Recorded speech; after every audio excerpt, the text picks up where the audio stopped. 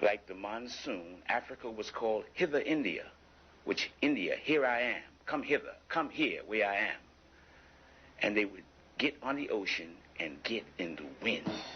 This is where the phrase get in the wind come from your previous life. The Africans of Asia got to Asia by getting in the wind. This is confirmed from the 1st century. The Greeks knew how they got to Asia, the wafting sailors. They call it the divine ship of salvation. The Mons, when they would arrive in Asia and when they would leave Asia. The Japanese badge of nobility is called a Mon. The monsoon, the monastery, Mani, is identified with the black man of Asia. And the largest statues on the planet Earth located in Asia are depictions of the Buddha, the black man, the Jinnah. His hair confirms who he is. This is the largest statue in China and the largest statue on Earth depicting the black man. The oldest and largest manifestations of God, like this image of the Buddha in Thailand and Southeast Asia, are representations of the black Africans of Asia. There are no other statues or monuments of antiquity that precede them. They manifest themselves on earth and prove life after death. This from Ceylon or Sri Lanka, showing the Buddha, thousands of years old. They are the largest statues on earth representing the black people of Asia, or the black man of Asia, the one who comes back from the dead to prove immortality.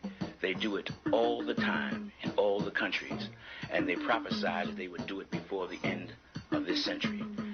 This is the largest statue in Sri Lanka, the largest statue in China, the largest statue in India, the largest monolithic statue on earth, the genie, the one who comes back from the dead, carved in solid rock 70 feet high. The largest monolithic statue on earth is the black man, and it is not in Africa, but it is in Asia. The Asiatic black man, the manifestation of God, who comes back to preach and explain the doctrine of immortality, how to escape the fires of hell. That is his sole purpose. To attack him is to attack the cosmic forces of God. He sits in Western style because he will be born in the West. The people who he will be born among are called the Negas. This is the future Buddha, the one who is to come, who is to prove with irrefutable evidence for those with intelligence that there is no death, that life is eternal. And this evidence of eternal life is put in place by their control after death of the cosmic forces. This is a cave in India showing the one who is to come in the future. All of these statues and monuments are thousands and thousands of years old. The future Buddha, sitting down in Western style. He is known by many names in many religions. To the Christian, he's the Christ. To the Muslims, the Mahdi, the Messiah, the Avatar, Maruku, Maruk Bull. To the Koreans, the Buddha, the Genie.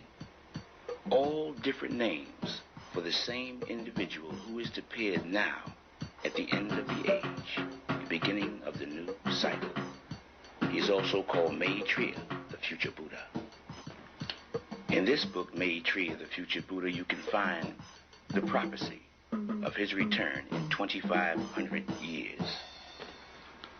This prophecy identifies the time when he is to appear. It states that he will appear in 2,500 years in a tripartite year in the first year of a cycle.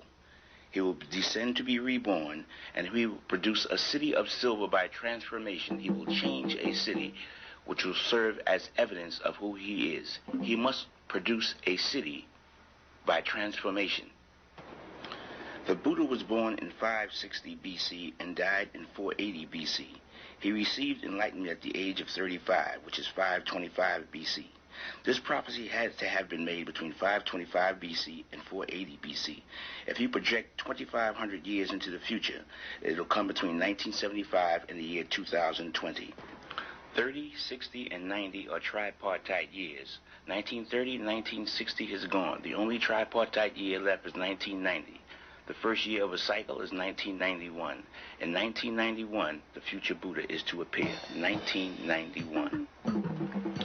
In Angkor in Southeast Asia, we find the city of the future Buddha, hidden from the outside world for thousands of years and discovered by the French in 1858. It was hidden in the jungle by fig trees. This is the city designated to confirm the future Buddha. This city was hidden because of the banyan tree, a tree that starts in the sky. Birds drop their seeds from the sky on the leaves of existing trees. The branches spread out horizontally and then grows down, covering everything beneath it. The tree is worshipped throughout Asia. It's called the tree of God. It is the only tree that starts in the sky and comes down. Here you see it written that one tree covered 20,000 people. It is the most unusual tree on earth. It's the fig tree, the banyan tree, the tree that hid a 36-mile wide city in the jungle for thousands of years. This is the tree of God. Here it is explained that the tree spreads indefinitely and it is not known to die. It's the tree of immortality. It is the most famous tree in Asia, the banyan tree, the tree of God. This is an artist's depiction of the city of the future Buddha, a city of stone, a stone Bible of the religious teachings of the Africans of Asia. This is the entrance to the temple called Angkor Thom. An 8-mile perimeter covers the city.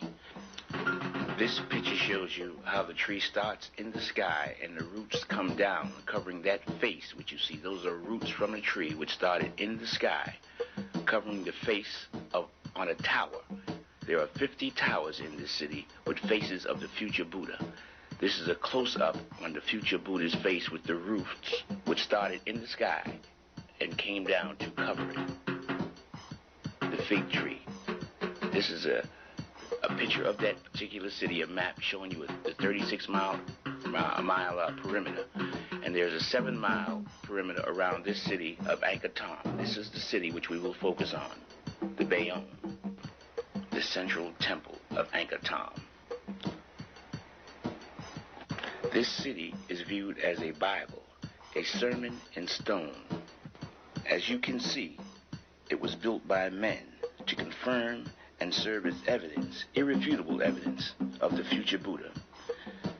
That the Africans of Asia who built this here, they knew and wrote the future before it happened, and that the future Buddha would use these stone images of himself, these 50 stone-faced towers, skyscrapers in the sky, stone monuments, a Bible on the walls to confirm his identity, hidden in the jungle for thousands of years. Even though the city was sacked of its riches when it was discovered by the French, it still bears testimony to the teachings of the black people, the Africans of Asia. These stone-faced monuments are depictions of the one to come. There are 50 towers telling you that this one, the future Buddha, who you see here, would be in a tower. The 50 towers representing the 50 states of the United States before they were ever discovered. The lions on the outside also bear testimony, since there are no lions in Asia. The lions came from Africa. These are African lions. This map shows you all the animals of Asia. The lion is not an indigenous animal. The tiger is.